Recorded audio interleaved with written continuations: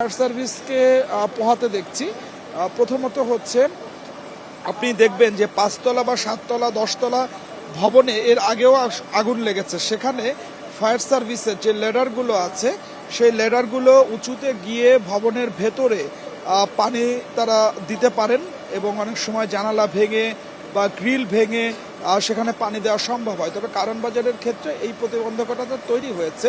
আপনি নিশ্চয়ই জানেন যে কারণ বাজার আসলে খুবই ঘিঞ্জি এলাকা। এই ঘিঞ্জি এলাকা হবার কারণে ফায়ার সার্ভিসের যে গাড়িগুলো আছে বা ফায়ার সার্ভিসের যে ল্যাডারগুলো আছে সেগুলো কারণ বাজারের ভেতরে অর্থাৎ যে ভবনটিতে আগুন লাগছে সেখানে পৌঁছতে পারেনি।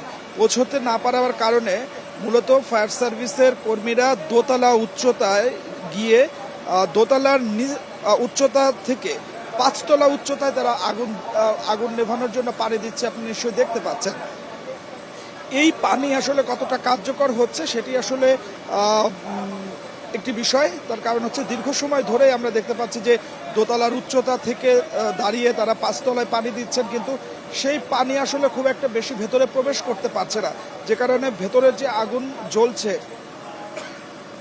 আমরা দেখতে পাচ্ছি যে দীর্ঘ সময় ধরে এই গুদামটি জ্বলছে, কিন্তু সেই গুদামের আগুন এখন পর্যন্ত আসলে নিয়ন্ত্রণে আসতে পারছে না। আমরা ফায়ার সার্ভিসের সঙ্গে কথা বলেছি।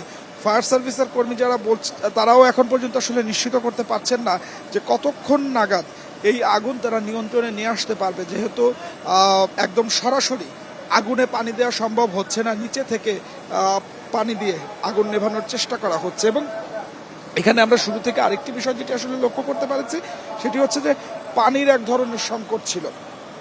কারওয়ান বাজার বারবারই যেটি আগুন নিয়ন্ত্রণে বলা হয় যে পানির ব্যবস্থা করা, রিজার্ভার ট্যাঙ্কির ব্যবস্থা করা, কিন্তু এই জায়গাটিতে রিজার্ভার ট্যাঙ্কি না থাকার কারণে আমরা দেখেছি যে ওয়াসার যে গাড়িগুলো আছে পানির গাড়িগুলো, সেই ওয়াসার পানির গাড়িগুলো দিয়ে এখানে পানি নিয়ে আসা হয়েছে।